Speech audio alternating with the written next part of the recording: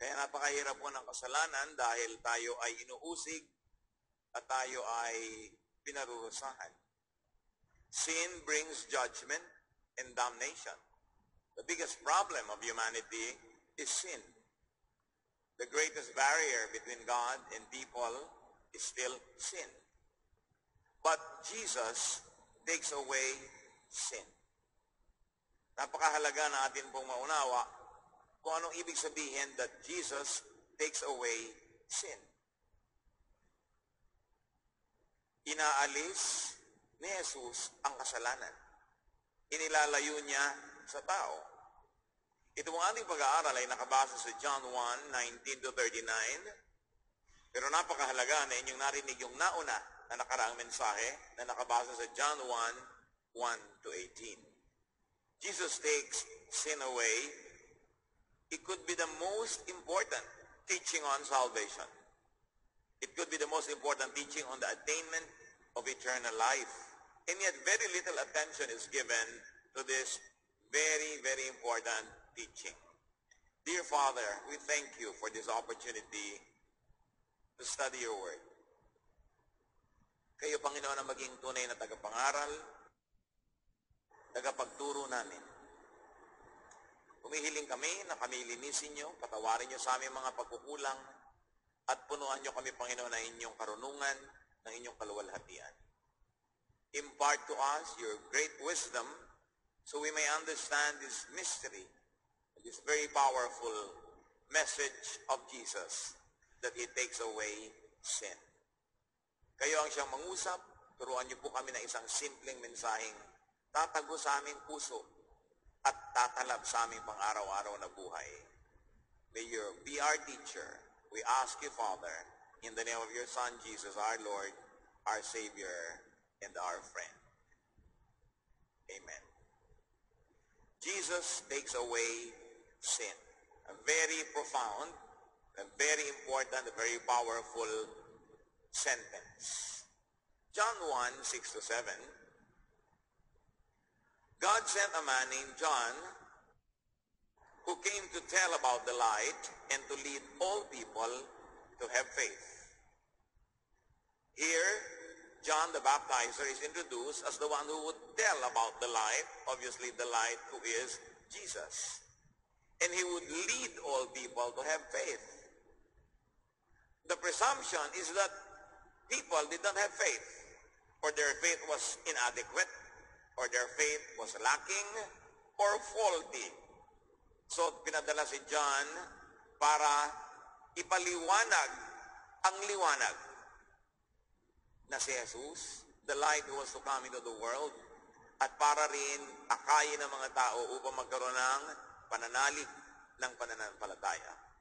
Now, John, God's chosen vessel, was outside of the religious establishment. He was not in the temple. He was not in the official religious officialdom or hierarchy. And what we learn here immediately is that God uses whom He chooses. And God doesn't always channel His teachings to the official establishment. Now, when the book of John says that John the Baptizer was to lead all people to have faith, that means all people who need and who want to know the light and to have saving faith. All people who are to be saved must hear and understand what John the Baptizer was about to teach. It was a very important introduction. Kung may pumapasok na royalty, may trompeta. Pag may pumapasok na star, may fanfare. Ang pagpasok ng Panginoon sa pamamagitan ng announcement ni John, napakatahimik. Pero kung uunawain natin ay napakahalaga. Sinabi, sa pamamagitan ng turo nitong si John, mauunawa yung liwanag at ang lahat ng tao ay magkakaroon ng pananalig. O kung pwede natin idagdag, ng tunay at tamang pananalig. Dahil bakit kinailangan pa siya ipadala kung tunay at tama na ang pananalig ng mga tao? So kinailangang dagdagan, ituwid, patingkarin, pasidhiin yung katotohanan. John 1:29. The next day, John saw Jesus coming toward him and said, "Here is the Lamb of God who takes away the sin of the world. Napakahalagang pangungusap na dapat sana iniilawan, nilalagyan ng spotlight, tinutugtugan para mapansin. Pero ang tahimik ng dating, kaya bihira ang nakakapansin. Si John the Baptizer already had followers. Nauna siya magkaroon ng public ministry kaysa kay Jesus. Pero nung dumating si Jesus, sabi ni John sa kanyang mga tagasunod, ayan ang tunay na Lamb of God, kordero ng Diyos, tupa ng Diyos na nag-aalis ng kasalanan ng sanlibutan. Lamb, bakit tinawag si Jesus na Lamb? So dinami-rami naman ang mapaghahambingan. Bakit yung pang Lamb na hindi King of all the beasts? Although Jesus was also called the Lion of Judah. But why a lamb? Because in the culture of Israel, lambs and goats were used to offer as sacrifices. Hebrews 9:13 to 14. According to the law of Moses, those people who become unclean are not fit to worship God. Yet, they will be considered clean if they are sprinkled with the blood of goats and bulls and with the ashes of a sacrificial calf. But Christ was sinless, and he offered himself as an eternal and spiritual sacrifice to God. That's why his blood is much more powerful and makes our consciences clear. Now we can serve the living God and no longer do things that lead to death. So inungkat dito sa Hebrews yung matandang kaugalian ng Israel na nag-aalay sila ng dugo ng mga kambing at mga tupa na para bagang nahuhugasan ito, nababanlawan yung kasalanan ng mga tao pagka sila ay natalsikan o tinalamsikan. The sprinkling. Kaya later on, yung tradition ng pag-sprinkle ng so-called holy water must have come from the sprinkling of blood. Nung una, blood talaga ng goats and lambs. Pero sabi ng Hebrews, pero si Kristo ay walang kasalanan. Banal, dalisay, pure. At nung ialay niya ang kanyang sarili, nadaig niya ang lahat ng pinagsama-samang mga kambing at mga tupa, kaya sa pamamagitan ng kanyang dugo, nalilinis ang ating budhi, nahuhugasan ang ating kasalanan. Hindi lang natatanggal yung kasalanan, nalilinis yung budhi, nawawala yung guilt. Ang tao na kay Kristo ay hindi dapat nabubuhay sa guilt dahil yun ang tinatanggal niya. Isa sa mga pinakamalaking parusa ng kasalanan ay yung usigin ka ng iyong budhi. Ngayon, kung pinatawad ka na ng Diyos pero ikaw mismo nag-guilt trip ka pa, parang hindi mo nakukuha yung benepisyo ng pagpapalinis na ginawa mo sa Diyos. So hindi ka lang pinapatawad, nililinis ang iyong budhi para hindi mo nadalhin pa ang bigat ng mga nagawang kasalanan. Now Jesus, as the Lamb of God, takes away sin by being sacrificed, by being the sacrificial lamb. Kaya kumisan may mga artistic illustrations of Jesus showing him as lamb. Dahil kumbaga, siya na ngayon ang umako sa dating papel ng mga tupa, siya na yung inialay. 1 John 1:7, the blood of his Son Jesus washes all our sins away. Kailan mauunawa ng mga mananampalatayang kahulugan na ang dugo ni Kristo ay naguhugas ng lahat ng ating kasalanan? So the Lamb, Jesus the Lamb, would take away sin by washing away and by removing sin through the washing away with his blood. Napakagandang symbolism dahil lahat naman tayo nakakakita kung paano nalalabahan o nahuhugasan ang isang maruming bagay. Kaya hindi mahirap maunawa. Now, Jesus, the Lamb of God, also takes away sin by forgiving sinners.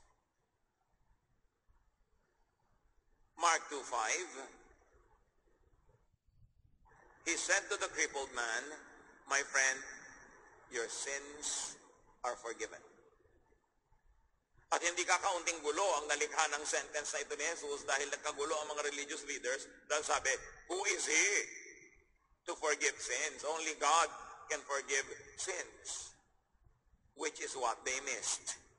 That Jesus was the Son of God. That's why He could forgive sins.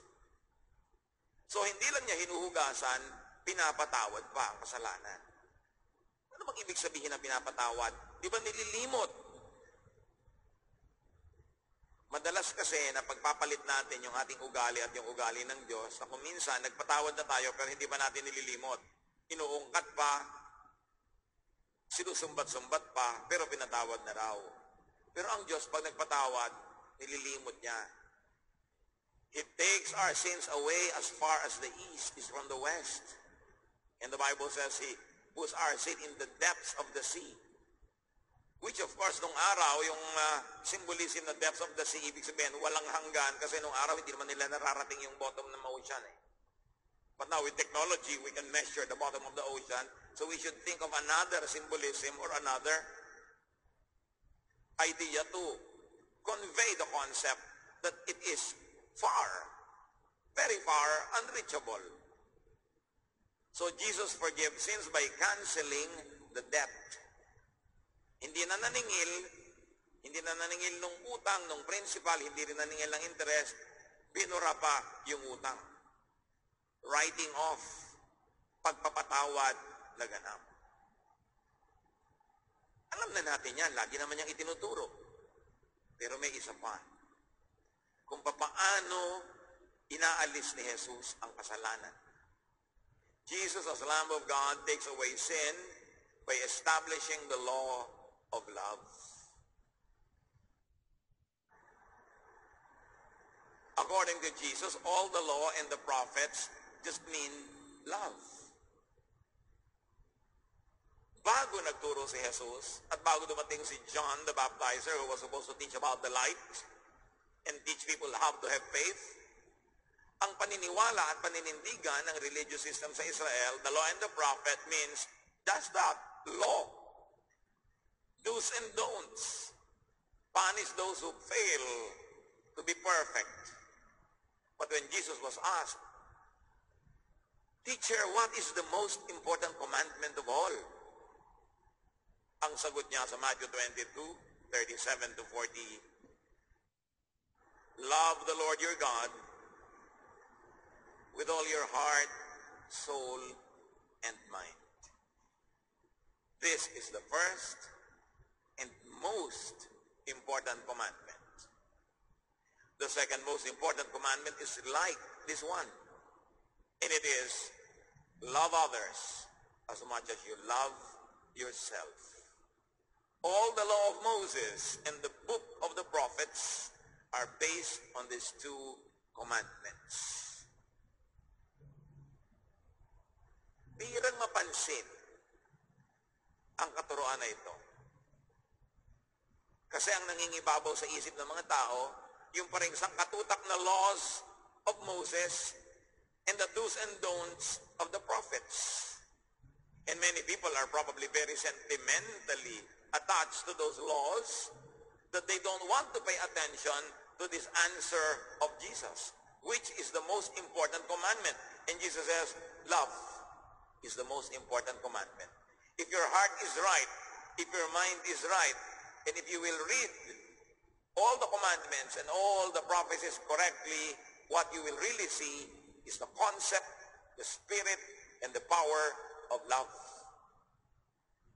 Of course, why would Jesus say that? Dahil sa hilig ng mga Israelites sa law of Moses and the prophets, hindi na nga sila naging loving. Kahit pa nga sila maging malupit, kahit pa nga sila maging mapanakit, kahit pa ang mga tao ay magdamdam, masaktan, mapuwera, sundin lang nila yung letters of the law, yun ang mahalaga sa kanila. Kahit hindi sila maging loving. In fact, how can you really be loving if you're legalistic?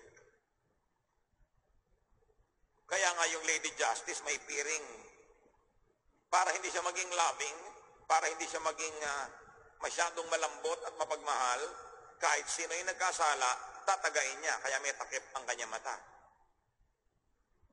Pero, kung tutuusin, sa sagot na ito ni Jesus, inalis niya ang piring ng Lady Justice at sinabi niya, imulat mo ang iyong mata, mahalin mo yung mga kaharap mo, huwag mong husgahan at huwag mong tagain. Napakalaking paradigm shift.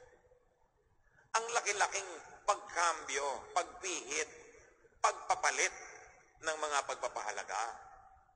Nasasabihin niya, all the teachings are just or about love. It was more than radical, but definitely it was very liberating.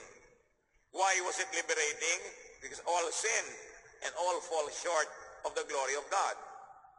Kung ang lahat ng tao ay aasa lamang sa batas, sa katuruan, sa do's and don'ts, ang lahat ay mahuhusgahan at mapapahamak. Kaya nakakaluwag ng dibdib, nakakapagpalaya, na biglang marinig mo kay Jesus,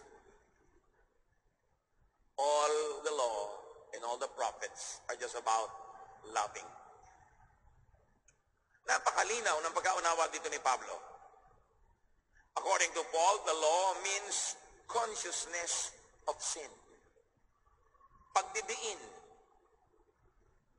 Kung alam mo at sinasabi ng common sense mo na hindi ka dapat mag-park dito sa kanto dahil busy intersection, pero wala namang nakalagay na no parking, pag nag-park ka, bagamat mali, pero hindi nakadiin, hindi malinaw, at hulihin ka man ng pulis, wala siyang pagbabasihan, ba't ka hinuhuli? Hindi ka mapapatawan ng multa o maikukulong dahil walang batas na nagsasabing huwag mong gawin yon. Pero sabi ni Paul, dahil sa batas, dahil sa mga utos at katuruan, nadiin, luminaw kung ano ang mali. Therefore, kitang-kita at pwedeng-pwedeng husgahan kung sino ang mali. People are convicted of sin because the law convicts them. Hindi ba kaya ka lang naman makukulong according to ganitong article, ganitong paragraph, ganitong sentence of the penal code or whatever, dapat makulong ka. Pero kung walang ganon, paano kayo kukulong? Kaya sabi ni Pablo sa Romans 5:13, sin was in the world before the law came, yes, but no record of sin was kept because there was no law. Napakaunawa, napakalegalistic ng reasoning nitong si Paul. Sabi niya, totoo, meron ng mga mali at tama nung una pa man. Pero wala pa namang utos na ibinibigay, so paano ka isasakdal at uhusgahan na mali ka? Kaya nung ibinigay, dumami ng dumami ang laws, dumami ng dumami ang pagkakataon para ka maidiin at maikulong at mamultahan at maparusahan. So Israel not only had the 10 commandments, but they also developed 600 plus more of other regulations called the misvots. Therefore, ang buhay nila araw-araw, sikil na sikil, sakal na sakal, control na control, and everybody was judging everybody because at any given time, you will be breaking one of those hundreds of laws. Walang katahimikan, walang kapayapaan. Inuusig mo yung sarili, inuusig mo ang kapwa, inuusig ka nila. Kaya ang hirap ng bigat na dala ng tao. Kaya sabi ni Jesus, come to me all of you who are tired. Tired of what? Tired of all the religious laws. Tired of all the condemnation and all the guilt. Come to me all of you who are tired and heavy laden, and I will give you rest. Take my yoke, put it upon you. My yoke is easy, my burden is light. Bakit nga naman hindi magiging easy and light yung love?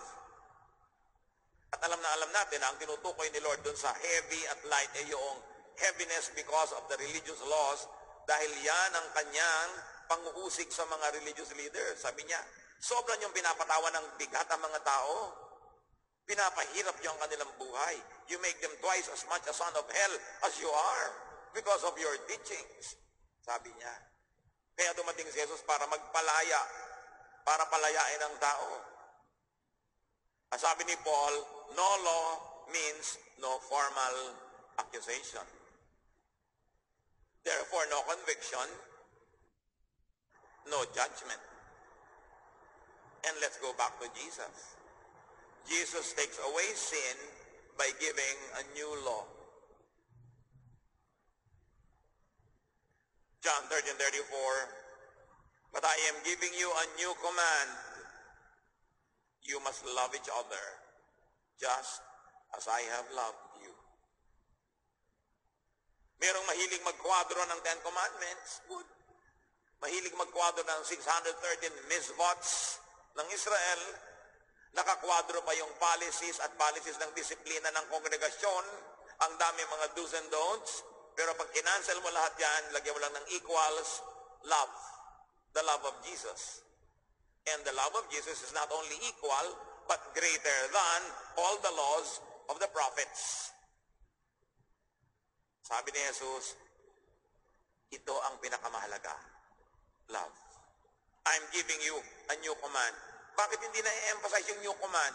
Ba't lagi ang pinagpipilitan natin yung mga Old Testament commands? Kaya mga tao lagi ang tanong, pwede po ba akong ganito? Pwede po ba ako magpahaba ng buhok? Pwede po bang isuot ko ito? Puro do's and don'ts. Kinancel na eh. Love na yung iniwan na command. Kaya pag may nakikita kang tao, bakit yung babaeng yan nakapantalon? Naku, hindi sumusunod sa mga kautosan. Loving ba na ganyanin mo siya? Malay mo, yan lang ang damit niya. Wala siya ibang damit. Iko-condemn mo. Loving ba yan? O ano pinapahalagahan mo? Yung lumang utos o yung bagong utos na love? Kaya nga may New Testament. Merong New Covenant. At sabi ni Jesus, aba, hindi naman pwede na maglalagay ka ng bagong alak sa lumang lalagyan. Kailangan bago ang alak, bago ang lalagyan. So mga bagong pananaw, bagong katuruan ni Jesus, dapat bago ang lalagyan, bago ang policies, bagong mga sistema at mga methods. Bakit pa nagkaroon ng New Covenant, ng New Testament, kung balik-alik ng balik doon sa mga luma? Bakit pa dumating si Jesus at bakit pa pinatunayan ni John, the most important prophet, na siya talaga yung mahalaga? So love as the new command means that there's no other law to convict you because Jesus and God love you. Love as the new command means sinlessness. Not because you are sinless, but now because there is no law to convict you. Paano ka masasabing guilty? Wala namang law. Walang nagbawal dahil nga pinalitan. Hindi ibig sabihin na mabubuhay ka na lang sobrang wild at kahit anong gusto mo. Dahil ngayon mabubuhay ka dun sa law of love. Therefore, kung sabi mo, ay, wala na palang law against adultery, di pwede na ako mag-adultery. May asawa ka, pagtataksilan mo, loving ba yun? So ngayon, love ang mangingibabaw. May law pa rin, pero within the confines and the definition of love. Wala na palang bawal na mag-park dito, pero loving ba na mag-park ka dyan, hindi na nakadaan yung iba.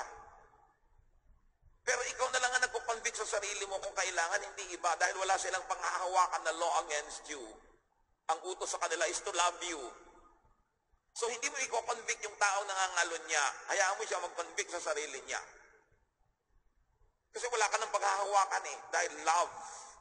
Kailan kaya natin ito maintindihan para maging mga tunay tayong Kristiyanong magaan ang buhay, maluwag, mapagparaya, mapagpatawad, at self-regulating because the Holy Spirit is in us. 1 Peter 4:8, most important of all, you must sincerely love each other because love wipes away many sins. Inulit yan ni Pedro, inulit yan ni Paul. Sabi ni Paul, love is the greatest. So faith, hope, love abide, these three, but the greatest is love. Nung tumanda na si Pablo, nag-mellow, tinignan niya ang lahat-lahat, ang kanyang conclusion, the most important thing is to love. Para rin si Solomon, nung tumanda na, ang sabi niya, well, napag-isip-isip ko na ang lahat ng bagay, alam niyo kung ano talaga mahalaga? Fear God and obey Him. And what does Jesus say about the law of God? Love. And then Peter says, love wipes away many sins. Now, love wipes away, pinupunasan. Hindi nyo ba naiisip yung dugo ng mga kambing at mga tupa na pinupunasan yung kasalanan ng mga naniniwala? And then yung dugo ni Kristo na pinupunasan, nililinis yung dugo ang kasalanan ng mga tao. At ano yung dugo na yon? Love. Love the blood of Jesus wipe away sins. Jesus takes away sin by revoking and revising the law that condemns. Why are we forever going back to the law that condemns us and others when Jesus had already given us a law of love that not only not condemns but also justifies, that accepts unconditionally? Jesus decriminalized what the law used to criminalize. And without the criminalizing law, how can you call somebody a criminal? Therefore, people are set free. John 1:31 to 34. John the Baptizer continues to talk about Jesus. I didn't know who he was, but I came to baptize you with water so that everyone in Israel would see him. Now, what is baptism by water? Repentance. The baptism taught by John was for people to realize that they are sinful, to be sorry for it, to seek God's forgiveness, and to turn away from their former lives, symbolized by immersion in water as being cleansed and having a new life. But the baptism of water makes you conscious of sin. That's why the baptism of water is about repentance. Ang starring role dyan, sin. You are a sinner, you must repent. You must be baptized. So, sin pa rin yung nakaukil-kil at laman ng utak ng tao. Sabi niya, yan ang role ko, paalalahanan kayo na kayo'y makasalanan. To the point na kayo'y magkaroon ng kaliwanagan at magsisi at magbalik loob sa Diyos. Verse 32, I was there, and I saw the Spirit come down on him like a dove from heaven. And the Spirit stayed on him. Before this, I didn't know who he was. But the one who sent me to baptize with water, he was very emphatic, had told me, you will see the Spirit come down and stay on someone. Then you will know that he is the one who will baptize with the Holy Spirit. I saw this happen. I tell you that he is the Son of God. Tinanong kasi ng mga religious leaders si John, sino ka ba? Kaya ako wala akong kwenta, hindi ako ang issue. Dumating lang ako para magbautismo sa tubig, ipaalala sa mga tao na sila'y makasalanan, para ihanda ang loob nila doon sa darating na magbabautismo, hindi ng tubig, kundi ng banal na Espiritu. Pinakita agad ni John yung difference niya kay Jesus eh. At nakita ko, sa dinami-rami ng binautismuhan ko, nung siya ang umahon sa tubig, umaba ang Espiritu ng Diyos sa kanya. At nadinig ko pa ang tinig ng Ama mula sa langit na sinasabing, this is my Son with whom I am well pleased. And the Spirit stayed on him. I tell you, it's not me. He is the real thing. I baptize only with water. I remind you of your sin so that you will repent. But he comes baptizing with the Holy Spirit, giving you a brand new life. And if Jesus was baptized with the Spirit himself because the Spirit of God came upon him, and because of that it was proven that he is the Son of God, by baptizing people with the Holy Spirit that he got from heaven, Jesus extends this sonship, this daughtership to everybody who will believe. Jesus was unique. The Holy Spirit came upon Jesus. He is the Son of God. And he will baptize with the same Spirit he was baptized with. Sabi ni John. What does that mean? If Jesus was baptized with the Holy Spirit, and John said, because of that, I know that he is the Son of God. And if Jesus would baptize believers with the same Holy Spirit, he will turn many people into children of God, like he is the Son of God. Yung Espiritu na bumaba sa kanya, ibibigay din niya sa bawat mananampalataya. And by virtue of that, everybody is adopted into God's family. People who will accept Jesus and believe his message, as attested to by John, will also be baptized with the Holy Spirit. And therefore, will be confirmed as having become children of God. Kamangha-mangha na si Jesus na anak ng Diyos, in-extend yung pagiging anak ng Diyos sa lahat ng mananalig. Hindi na lang siya anak ng Diyos, lahat ng mananalig. John 1:12, yet some people accepted him and put their faith in him. So he gave them the right to be, church, read aloud, to be the children of God. You are a child of God if you believe in Jesus. If you accepted him, you are a child of God like he is the Son of God. Can you imagine what that means? The gate of heaven was opened. Now, if you love one another, not by the size or version of your Bible, not by the length of your hemline or clothes, not by the length of your hair or not where you put your earrings, sa ilong ba, sa tenga o sa pusod, hindi yan ang pagkakakilanlan ng anak ng Diyos. Makikilala nila na kayo'y anak ng Diyos kung kayo'y umiibig. Dahil ang Diyos ay pag-ibig at ang mensahe ni Jesus ay pag-ibig at ang kahulugan ng lahat ng mga batas na hindi naunawa ng bayang Israel, pinaunawa ni Jesus, ang kahulugan niyan, umibig. Huwag magalit, huwag mamuhi, huwag manghusga, umibig, tumanggap, magmahal sa mga tao. Pag ginagawa nyo na yan, yun ang patotoo na kayo nga ay kinasihan na ng Espiritong Banal at kayo nga ay naging mga anak ng Diyos. Baptism with the Holy Spirit renews and turns people into children of God. The sacrifice of Jesus is the highest sacrifice. Need we say that? The authority of Jesus is the highest authority. The revelation of Jesus is therefore the greatest revelation. The teaching of Jesus is the greatest teaching. The command of Jesus is the foremost command. And that command is to love. How can you try to implement all the other unloving laws and break the most important commandment, which is to love? Philippians 2:9-11. Then God gave Christ the highest place and honored his name above all others, so that at the name of Jesus, everyone will bow down, those in heaven, on earth, and under the earth. And to the glory of God the Father, everyone will openly agree, Jesus Christ is Lord. May lilinaw pa ba dyan? That the name of Jesus is above every name, that he is Lord, that his authority is above every authority, therefore his commandment is above every commandment. At the law and at the commandment of Jesus, every knee will bow, and everyone will say, Amen, Jesus is Lord. Jesus' law of love is the highest law.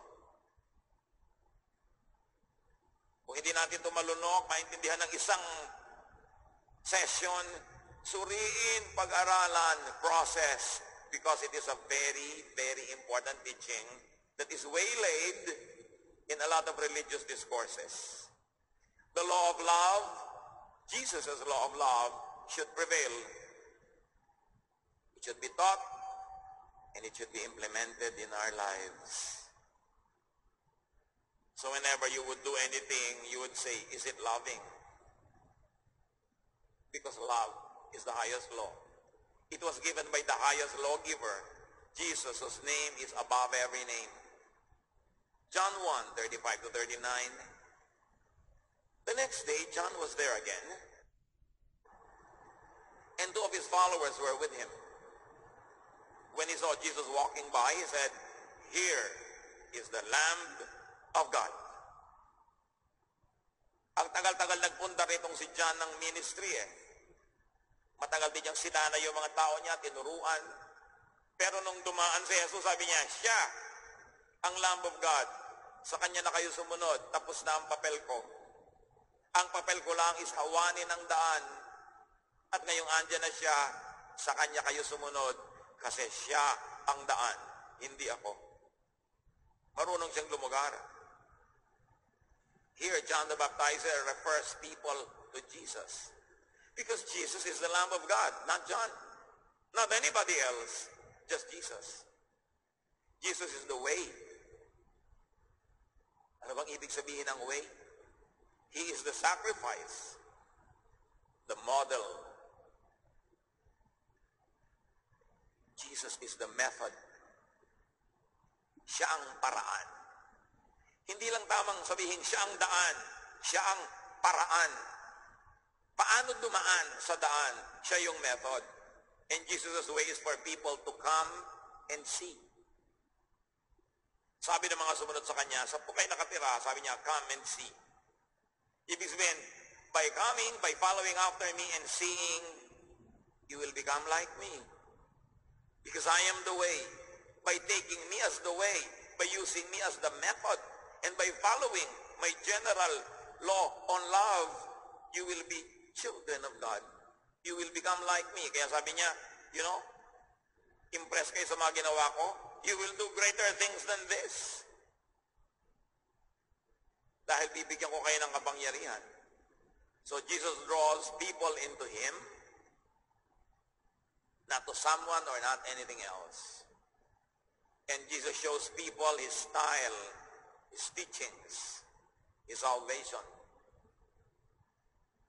And He says in John 14:6 very clearly, I am the way, the truth, and the life. Without me, no one can go to the Father. Without Jesus, without taking the steps of Jesus, without following the instructions of Jesus and His example, no one will have any idea about God. They will never see God. They will never hear God, and they cannot get to God unless they pass through Jesus, the way. Hindi lang way na daan, kundi way na paraan, method. There is a method to how you would get to God. And that is by taking the steps that Jesus took. And those were loving steps. Pag ang tao ay marunong na talaga magmahal, magpatawad, tumanggap sa kapwa, at ang gagawin niyang pamamantayan sa kanyang buhay ay lahat ng mapagmahal na mga pamantayan, mararamdaman niya ang Ama. Makikita niya ang wisdom behind it. Madidiscover niya a great new world, the world called heaven. Heaven in the mind, heaven up there, heaven in the spirit. Sabi niya, unless you are born again, you can never enter the kingdom of God. Therefore, being born again is also following the way, who is Jesus. Because once more, they both open the door into eternity, into understanding God. Maybe not fully, because we are human, but into having a glimpse into the holiness, the greatness of God. And what is Jesus' way? What is Jesus' truth and life? It is love. Jesus takes away sin by taking its penalty, meaning death. And Jesus takes away sin by establishing the law of love. Without the law, and with a lot of love, therefore, there is no offense. Subukan nyo sa inyong bahay, kung meron kayong mahal na isang kristal na baso, pag nabasag ng empleyado o nabasag ng katulong, baka salary deduction. Kasi may law, hindi ko pwede magbasag. Kung nagbasag ka, may multa. Pero wag yung mahal mong anak na nakabasag. Pag nailaglag ni Bining, Bining, mahal yan. Diba? Pero pag nailaglag ni Junjun, Junjun, nasaktan ka ba anak? Naiiba. Kasi may love. Naiiba lahat ang usapan pag may love. Diba? Pag yung mahal mo ang nakagawa, meron ka laging dahilan. Pag yung mahal mo ang anak na hindi pumapasa sa school, ang tawag mo, slow learner.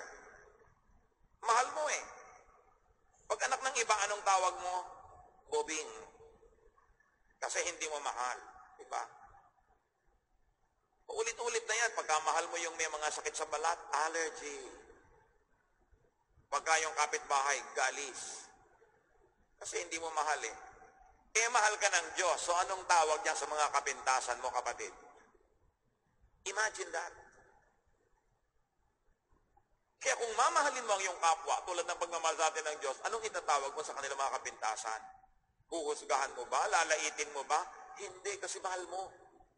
At pag nagmamahal ka na, doon ka palang maglalakad sa mga nilakaran ni Jesus. Doon mo palang makikita ang mga nakita ni Jesus at ipinapakita sa atin. Doon mo palang mararamdaman yung Ama. Hindi mo mararamdaman ang Diyos hanggang hindi ka pa mapagmahal. Kaya love is the greatest. Romans 8:1, if you belong to Christ, you won't be punished. Why won't you be punished? Because Christ loves you and therefore the Father loves you.